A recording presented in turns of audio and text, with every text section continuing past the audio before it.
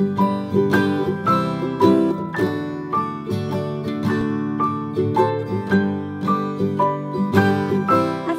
warahmatullahi wabarakatuh. Selamat siang, Moms. Kita kembali lagi berjumpa di Instagram Live Mother and Baby Indonesia, di mana hari ini kita akan membahas tentang pertolongan pertama untuk si kecil di rumah. Bersama dengan Mas Ivan Mulyadi dari Siaga. Wah, ini seru sekali perbincangan kita, karena kan gini, banyak sekali kejadian-kejadian kecil yang sering terjadi di rumah dan mungkin kita bingung bagaimana cara memberikan pertolongannya. Kayak misalnya, saya mau nanya dulu sama Moms sebelum kita ngobrol sama Mas Ivan. Kalau anaknya Moms tersedak atau keselak, apa yang paling sering dilakukan? Wah, banyak sekali tentunya yang dilakukan adalah dikasih minum, ya nggak sih, Moms? Atau lihat cicak, ya kan? Nah, apakah itu cara yang sudah benar dilakukan di saat anak tersedak, kita memberikan minum, ya kan? Nah, makanya nih, nanti akan kita bahas. Lalu berikutnya adalah jika anak panas atau panas sampai step gitu kan ya, tegang gitu ya, kejang-kejang ya. Apa yang harus kita lakukan? Apakah kita harus memberikan sendok? Itu kan sering banget gitu katanya, masukin sendok, Moms, gitu kan ya. Benarkah seperti itu? Nah, akan kita bahas juga nanti ya. Oke, baik, kita akan menghubungi Mas Ivan. Nanti kalau Moms juga punya pertanyaan, boleh langsung ditanyakan kepada hadiah voucher belanja untuk Moms nanti, yang tentunya pertanyaannya dipilih, pertanyaan terbaik tentunya yang akan nanti diumumkan Gesori Mother and Baby Indonesia. Mas Ivan sudah bergabung bersama kita di sini. Hai Mas Ivan, apa kabar? Halo, apa kabar semuanya? Halo Mbak Enji, apa kabar? Baik Mas Ivan, selamat siang Mas. Selamat siang, saya langsung bawa bayinya aja deh. Ah iya, bayinya sudah ada. Karena tadi yang pertama saya sampaikan adalah gini, biasanya kalau Moms kejadiannya di rumah adalah anaknya tersedak, keselak lah ya istilahnya. Yang paling sering dilakukan adalah satu, pertama dikasih minum, keselak, ayo minum, ya kan Mas Ivan ya? Itu sering dilakukan ya nggak sih? Sama Betul. Ya bukan cuma orang tua, rasanya paling sering itu dilakukan oleh kita adalah kalau keselak kasih minum. Lalu kalau biasanya anak kecil keselak, lihat cicak ke atas gitu kan ya Mas ya. Iya, betul. Nah nanti akan kita bahas ya, apakah sudah benar melakukan tindakan kayak tadi, kalau keselak dikasih minum, kalau keselak suruh lihat atas. Satu lagi juga yang paling sering dilakukan nih, kalau misalnya anak atau si kecil. Ya, udah sama apa deh Mas ya? Oke. Ya, sudah terdengar. Satu lagi juga yang paling sering terjadi adalah gini Mas, di rumah. Oh ini ada yang bilang, aku tepuk-tepuk punggung. Karena tadi saya bertanya Mas kepada para Moms yang lagi menyaksikan, kalau anaknya tersedak atau keselak apa yang dilakukan? Tadi tepuk-tepuk punggung ya. Ini kita simpan dulu ya. Ada lagi nih, biasanya juga yang sering terjadi adalah di saat anak kena luka bakar. Istilahnya luka bakar ya, terjadi luka bakar, entah mungkin kena api atau benda panas, sering banget dikasih pasta gigi Mas, ya enggak? Atau kecap. Siapa Moms yang melakukan itu? Apakah benar caranya seperti itu? Nanti Mas Ivan akan jawab semuanya. Tapi Mas, mungkin kali pertama-tama yang harus kita tanyakan dulu ini tentang tersedak atau gini. Kecelakaan apa yang paling sering terjadi di rumah yang melibatkan si kecil nih, Mas Ivan? Yang dari Mas Ivan tahu nih, dari Siaga nih. Ya, thank you ya Mbak Inji, thank you Mother and Baby untuk undangannya. Sama-sama Mas. Akhirnya ketemu secara Instagram. Benar. Jadi kejadian yang paling sering sebetulnya menimpa sama anak-anak itu kalau bayi itu paling rentan dengan tersedak. Tersedak itu kalau orang bilang di Indonesia tuh bilangnya keselak, padahal tuh tersedak itu ada sumbatan jalur nafas, jadi nafasnya nggak bisa, jadi ada makanan sehingga kita nggak bisa nelen. Nah, seringkali yang pertama adalah tersedak, lalu terus habis terjatuh nggak selalu dari sepeda, tapi juga di lantai, lari, pincir. Anak saya baru beberapa hari yang lalu juga jatuh gara-gara jalan mundur-mundur terus lantai tapi dagunya jatuh. Terus misalnya itu lumayan sering terjadi ya Mas Ivan ya. Terus habis itu ada kena air panas. Terus habis itu iya Mas. Pendarahan tuh nggak selalu juga tentang konteksnya pisau atau apa ya. Jadi pendarahan itu juga bisa terjadi karena misalnya tadi jatuh sepeda atau misalnya ada benda tajam. Nah, yang berikutnya juga paling sering adalah listrik. Listrik juga sering. Jadi iya, betul sekali. Kabel-kabel yang terkelupas, mereka pegang, ya. itu yang paling sering tuh.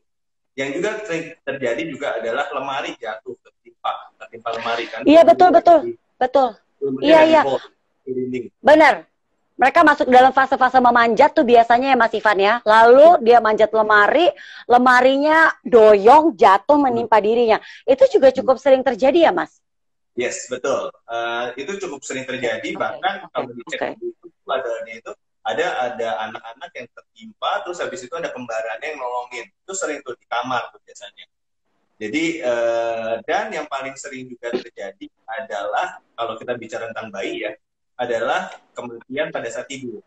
Jadi, mulutnya tertimpa ketutupan, sehingga si ibu nggak notice, habis itu si anaknya akhirnya bisa meninggal. Jadi, tersedak tuh Pak, itu paling sering terjadi. Karena mereka sedang masuk ke fase memasukkan barang ke dalam mulut, terus habis itu kadang ada yang tidurnya masukin ke dalam celana ya. Nah, jadi itu fase-fase anak-anak sedang mencoba-coba. Nah, jadi yang paling sering terjadi adalah biasanya tuh kalau nggak kancing, mainan kecil-kecil. Oh iya, betul. Baterai kancing. Benar-benar.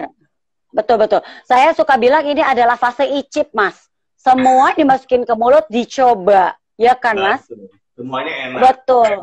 Iya, betul. Nah, mungkin satu kali yang kita akan langsung tanya nih sama Mas Ivan. Karena ini satu kasus yang paling sering terjadi juga adalah masalah keselak atau tersedak tadi ya. Apa yang harus kita lakukan jika anak tersedak atau keselak? Pertolongan pertamanya apa nih, Mas? Jadi, ini Mas Ivan nih udah bawa si kecil nih, udah bawa bayinya nih. Kita akan diajarkan nih ya Mamsnya bagaimana memberikan pertolongan pertama saat si kecil mengalami tersedak atau keselak ya. Jadi pertama yang harus diperhatikan pada saat si dede bayi ini dia totonya lagi makan, totonya dia batuk. Nah, batuk itu adalah tanda-tanda pertama mau umur dari 0 sampai kita tua, kalau ada kita lagi makan batuk, nah itu berarti ada tanda-tanda sesuatu dalam tenggorokan kita, sehingga kita mau melontarkan. Nah, jadi ketika ada anak misalnya totonya langsung kayak batuk, nah itu langsung tuh notice, jangan berikan langsung kasih air minum. Jadi yang dilihat adalah pertama kalau misalnya ada bayi ya, kita langsung lihat mulutnya. Apalagi kalau misalnya kita baru melihat dia masukkan sesuatu. Nah, ketika dia memasukkan sesuatu, yaitu harus dilihat barangnya apa. Tapi kalau misalnya dia tiba-tiba batuk, yang langsung dicek adalah pertama lihat dulu, terlihat nggak nih? Kalau misalnya kelihatan ada kelihatan kayak gini mainannya, langsung diambil. Namanya finger swift namanya, di swipe gini. Ya, tapi pakai jari kelingking. Pakai jari kelingking, tapi hati-hati bisa melukai dinding mulut.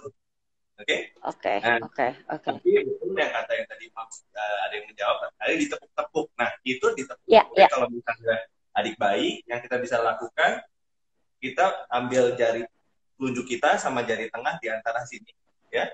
Lalu posisikan ke bawah, ya, di paha kita, ya, seperti ini. Saya tunjukin ya.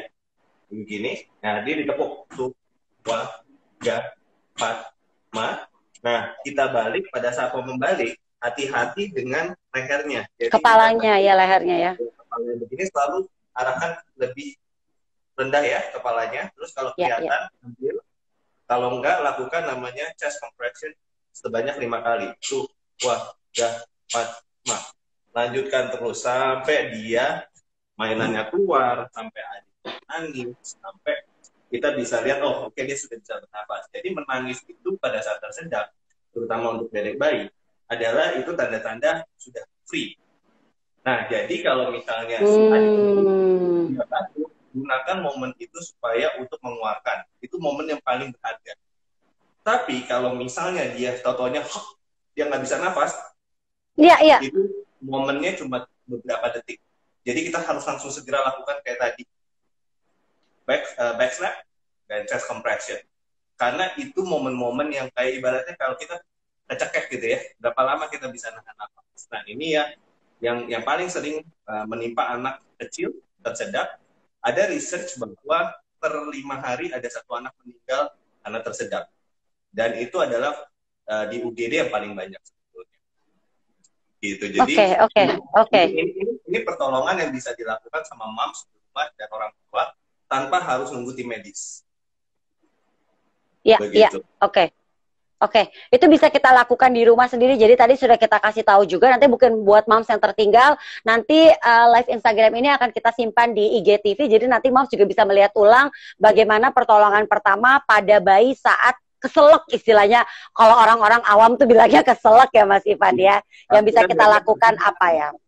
Gitu. Jadi ya memang ini ini faktor resiko yang paling. Apalagi kalau misalnya ada anak-anak yang mulai makannya, nah ini saya mau kasih tahu nih, kalau misalnya moms membiarkan, kalau misalnya dia bayinya udah mulai bisa jalan, udah balita gitu, makan sambil berjalan. Karena kenapa itu berbahaya?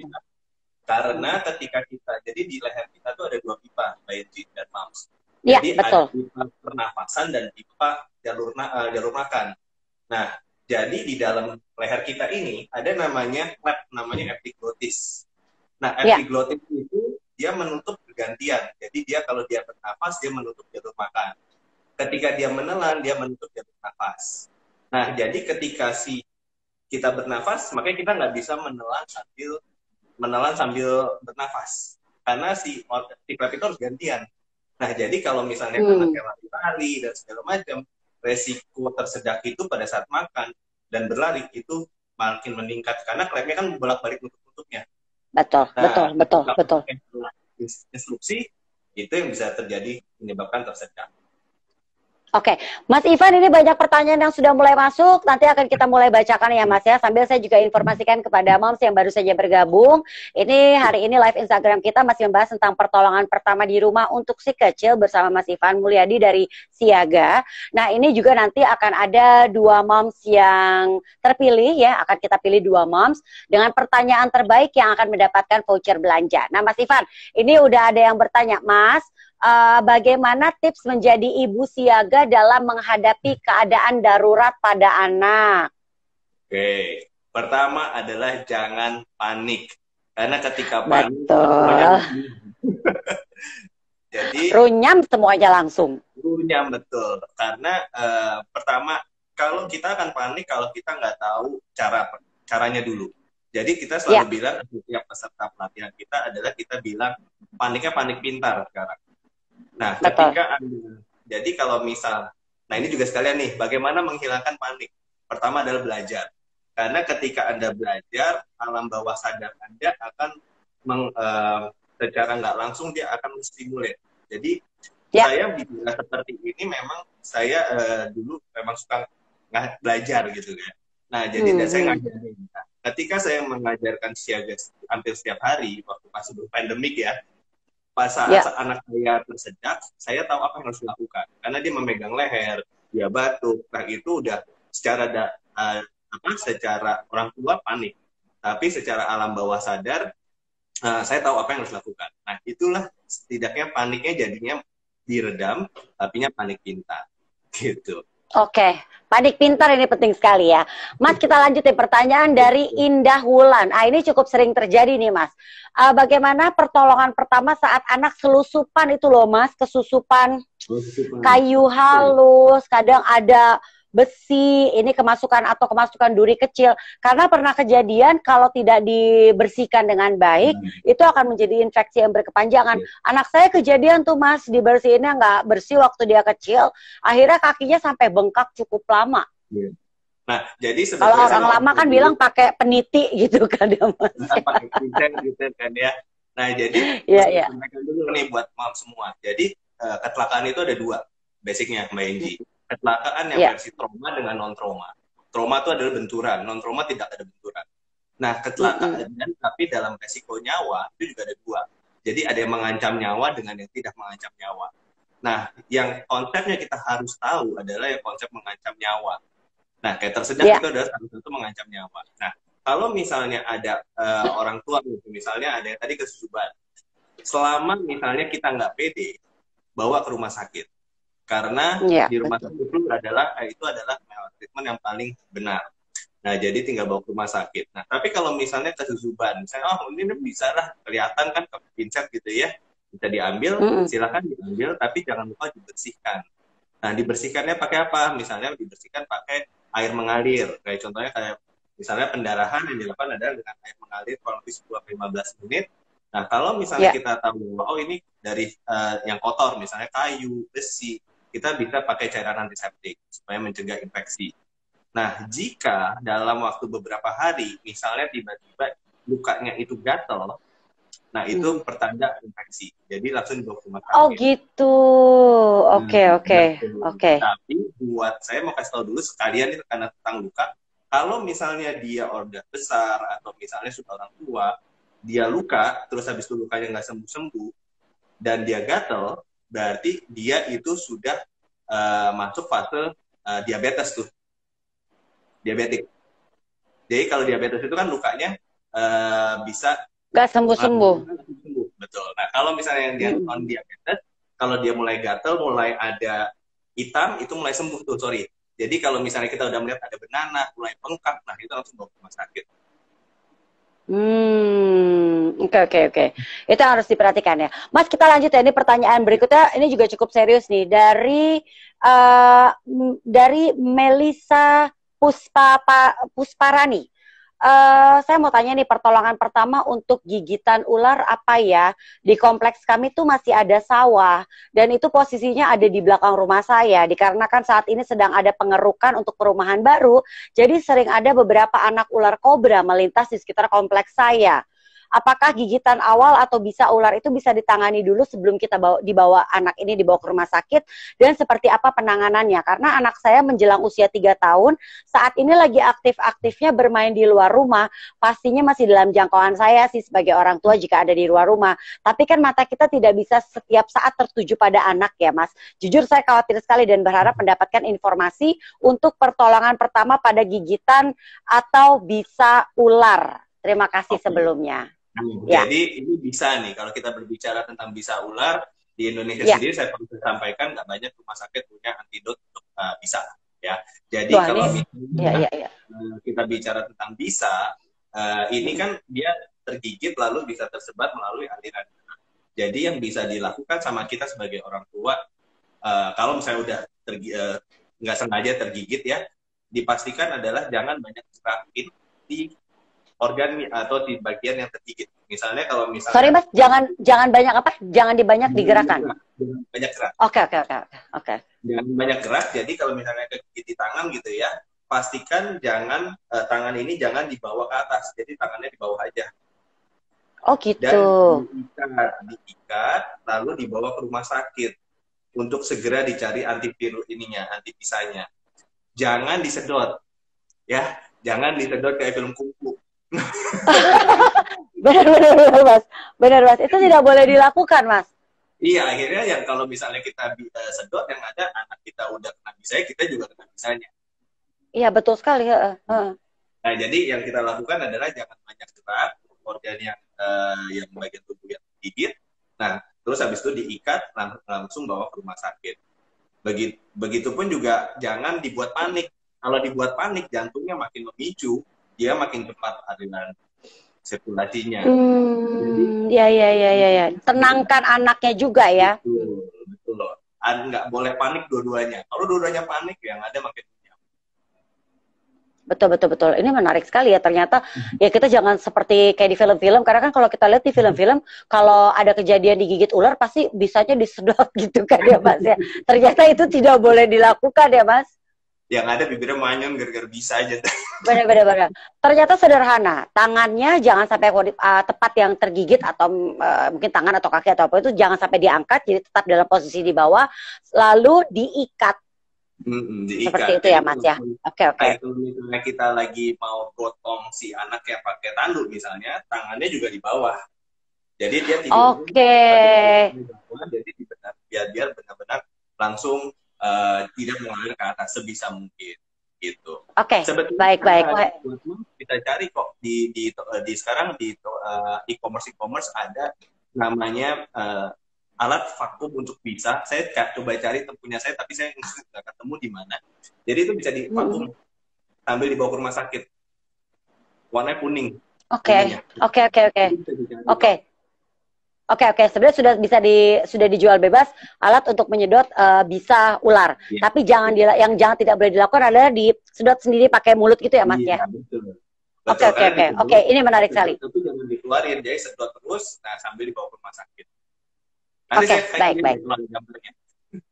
Oke, baik. Nah, ini buat Moms masih akan saya bacakan pertanyaan-pertanyaannya karena kita juga masih menyimpan ada 2 voucher belanja untuk 2 Moms dengan pertanyaan terbaik yang nanti akan kita umumkan di IG Story Mother and Baby Indonesia. Kita masih ngobrol-ngobrol sama Mas Ivan tentang pertolongan pertama di rumah untuk si kecil. Mas, pertanyaan selanjutnya ini sederhana, tapi benar kita harus tahu. Dari Mentari_Diksa_19, obat P3K yang wajib disediakan di rumah itu apa saja? Yes. Jadi Wah, ini dia sudah langsung dikasih tahu Mas Ivan. Jadi saya aja sekarang di mobil saya setiap pasti punya first aid kit seperti itu. Jadi first aid kit dan di rumah juga ada. Jadi nggak ada salahnya untuk beli hal seperti ini. Nah, jadi first aid kit itu nggak sejelimet kayak alat kedokteran. Jadi contohnya misalnya ya ini saya pakai ini pembalut wanita. Pembalut wanita ini buat apa sebetulnya? Iya, buat apa, Mas? Kalau pendarahan. Jadi kalau pendarahan yang dilakukan, cover, lalu kita angkat. Kita angkat, ini kalau misalnya pendarahan hebat nih. Nah, jadi kalau pendarahan hebat, ini kan bisa menyerap kan. Ini salah satu yang bisa dimiliki. Lalu juga antiseptik, ya saya nggak bisa tunjukin brandnya ya. Jadi kalau begitu ya. Ada antiseptik. Ada antiseptik, lalu ada hand sanitizer ini ya, gitu ya. Iya. Udah, jadi perban, kasa, jadi itu konsep-konsep yang first aid kits yang ada dijual bebas, itulah sebetulnya daftar first aid kit. Kalau ada yang mau cari tahu, sebenarnya di aplikasi Siaga Wellness ada tuh panduan first aid kits yang baiknya dimiliki sama kita sebagai orang awam, sama orang tua, gitu. Oke. Kita lanjut ya Mas ke pertanyaan berikutnya dari Vanindra 17. Mas Ivan, bagaimana pertolongan pertama pada anak yang tiba-tiba mimisan tanpa ada gejala lainnya? Apa yang harus dilakukan? Dan apa pemicunya? Kalau mimisan itu banyak sekali pemicunya ya sebenarnya ya. Perubahan udara dari panas ke dingin, dingin ke panas. Di saat anak lari-lari lalu masuk ke ruangan AC itu juga bisa membuat situasi kadang-kadang jadi mimisan. Demikian juga sebaliknya. Dari udara dingin keluar rumah lari-lari itu juga bisa terjadi mimisan. Ya kan? Itu juga penyebabnya karena mungkin dinding atau pembuluh darah hidungnya itu tipis. Anak saya tuh lumayan juara mimisan Mas. Nah tapi pertolongan pertamanya gimana? Karena kan ada yang bilang gini, didongakin. Ya kan? Ada sebenarnya itu gimana Mas yang benar? Oke. Kayaknya Mbak Egy bisa jadi trainer abis ini. Nah, jadi sebetulnya betul. Jadi pertama adalah jangan dongakin dulu. Kenapa? Tidak boleh ya. Dulu ya. Kenapa jangan dongakin? Karena ketika jadi saluran pernafasan kita itu tersambung ke daerah sini ya. Jadi kadang-kadang kan kalau kita mimisan kita bisa ngerasain darahnya ya. Karena itu kenapa nggak boleh ditengadahin? Karena darah kita nanti mengental. Nanti darahnya mengental pada saat kita sedot, kita bisa tersedak karena darah kentalnya dulu. Nah.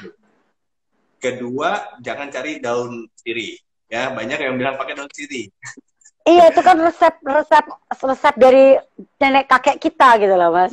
Kenapa sebenarnya daun sirih? Karena daun sirih itu mengandung bahan anestesi. Jadi bisa membuat dia berhenti mimisannya. Tapi memang ujung-ujung si daunnya itu bisa membuat mimisan lagi. Karena memang betul kata Mbak Egy. Karena ya paling mohon maaf, kalau anak kan sering ngorek hidung ya. Iya, betul. Karena memang paling tipis. Jadi yang harus kita lakukan adalah cukup cari kompres atau misalnya kita cubit daerah sininya, daerah hidung ini untuk mengecilkan pembuluh darahnya. Jadi mimisan itu ada 2 buat moms. Jadi ada di depan dan belakang. Jadi kalau belakang tuh arahnya hipertensi biasanya. Kalau anak-anak tuh biasanya di depan. Nah, buat moms yang punya anak terus habis itu punya mimisannya sering, bisa dibawa ke dokter THT. Saya pernah mimisan dari jam 8 sampai jam 4 sore. Jadi dibakar. Jadi pembuluh darahnya itu pembuluh darah di hidung itu dibakar. Jadi misalnya kayak begini. Misalnya ini yang rentan ya, saya ini daerah rentan, nanti sama dokter THT akan dibakar di sini dan di sini. Jadi ini dimatiin. Nah itu habis itu cuma nggak nyampe 1 menit selesai kok, dan itu tidak dilakukan di klinik. Jadi pada dasarnya kalau anak mimisan dan sudah berlebihan, memang sebaiknya kita membawa ke dokter THT ya, karena mungkin untuk bisa dicari tahu penyebab kenapa sering terjadi mimisan. Tapi yang pastinya pertolongan pertama yang tidak boleh dilakukan oleh orang tua saat anak mimisan adalah disuruh dongak. Itu bahaya. Betul ya Mas ya? Sebaiknya dipencet di ujung hidung sini ya Mas ya? Di tulang hidung sini dipencet. Kurang lebih 3-4 menit, tapi jangan lupa darah kentalnya dibuang. Ya. Sisih gitu istilahnya Mas. Gitu kan. Iya. Oke, Mas, ini ada pertanyaan bagus sekali dari Melisa Pusparani. Mas Ivan, kalau bayi suka masukin sesuatu di hidung bagaimana? Karena kalau hidung kan susah memasukkan jari ke hidung bayi. Apakah sama perlakuannya seperti tersedak? Wah, ini bagus sekali pertanyaannya nih. Nah, sama nih. Jadi saya dulu pernah masukin mainan untungnya nggak sampai ke belakang. Jadi mainannya masuk di hidung. Jadi yang bisa dilakukan pertama adalah kalau misalnya si adik bayi kita taunya nggak bisa napas, terus kita lihat, jangan, kalau nggak berani, jangan ambil resiko untuk pakai pinset. Bawa ke dokter, ke THT. Karena sebetulnya kalau misalnya takutnya kalau mainannya itu masuk, terus kita dorong makin dalam, takutnya kedorong ke dalam, takutnya masuk ke nasal faring, sininya nih. Nah, ini nanti harus dilakukan operasi. Harus pakai, apalagi kalau adik bayi ya, kalau dulu kita di alat medis tuh ada namanya bronkoskopi atau bisa pakai Nah, takutnya kalau bayi tuh resikonya nggak ada alat yang buat kecil itu. Jadi kalau misalnya kelihatan terus nggak berani, bawa aja ke dokter. Itu ya hal yang paling gitu. Jangan mencoba untuk mengorek ya. Yes, betul. Oke. Jadi memang Oke. Baik, terima kasih Mas Ivan. Nah, pertanyaan berikutnya dari Nadia Baksa.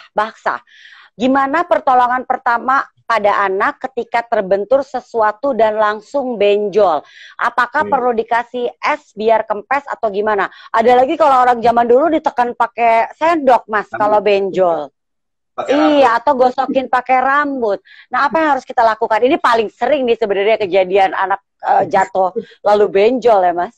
Oke, jadi saya mau kasih tahu dulu. Ini ada beberapa juga orang tua yang berpikir kalau udah jatuh terus habis itu langsung dikasih salep anti inflamasi. Nah, jadi sebetulnya dokter anak sendiri tidak menyarankan. Jadi yang dilakukan pertama adalah mengkompres dulu lebih awal. Mengkompres, ini kita bicara benjol kan biasanya kan daerah kepala ya, atau misalnya kalau dia buka bisa daerah tangan gitu, dikompres dulu.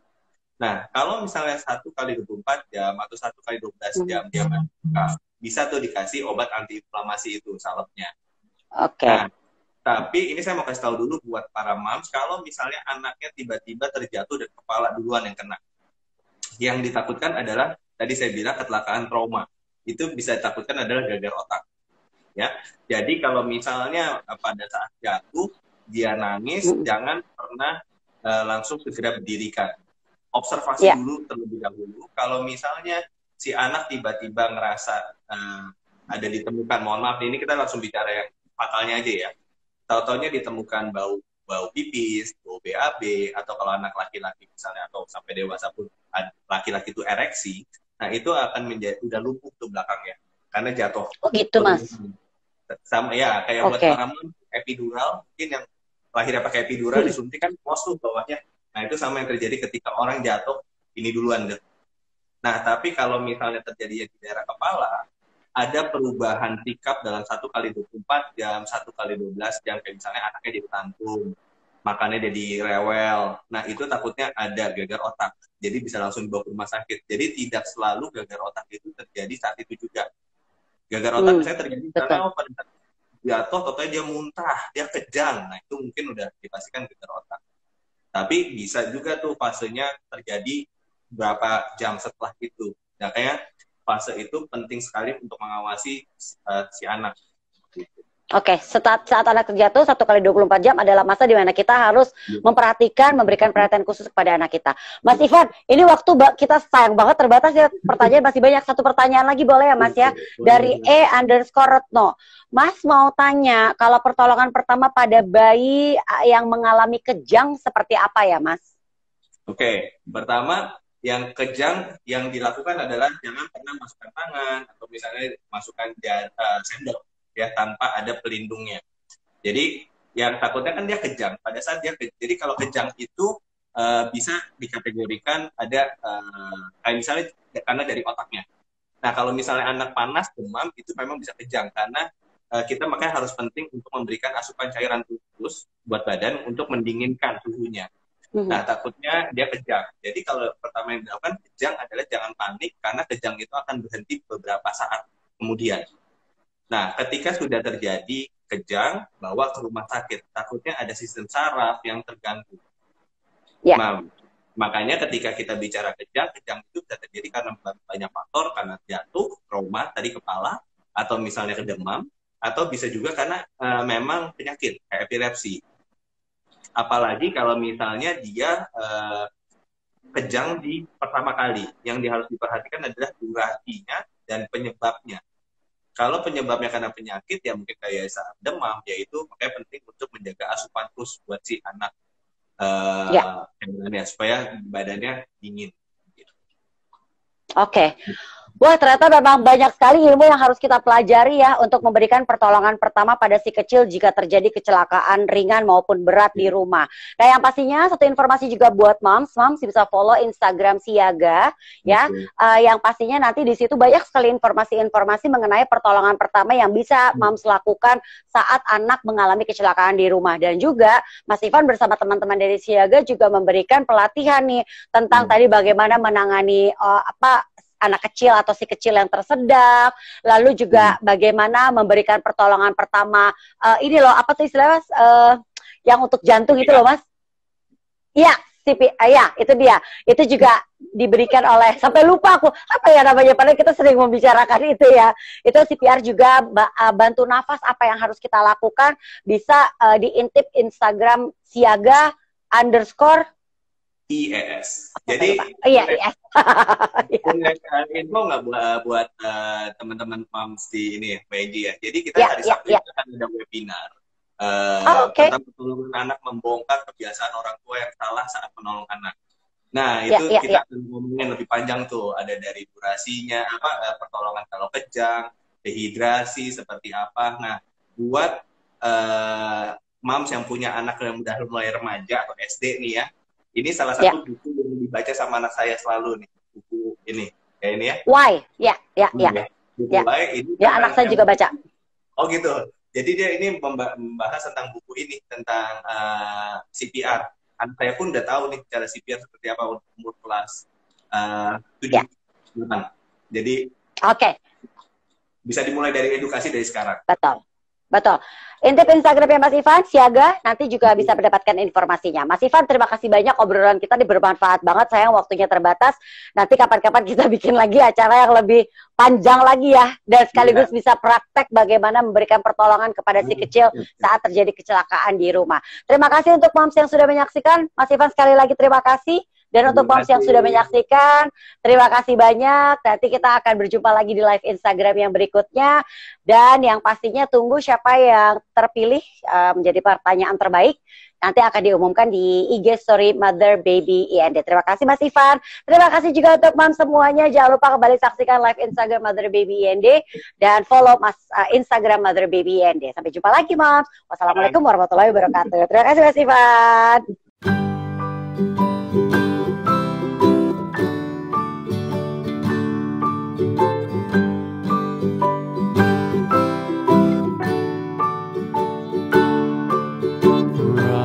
Goodbye, baby, on the treetop.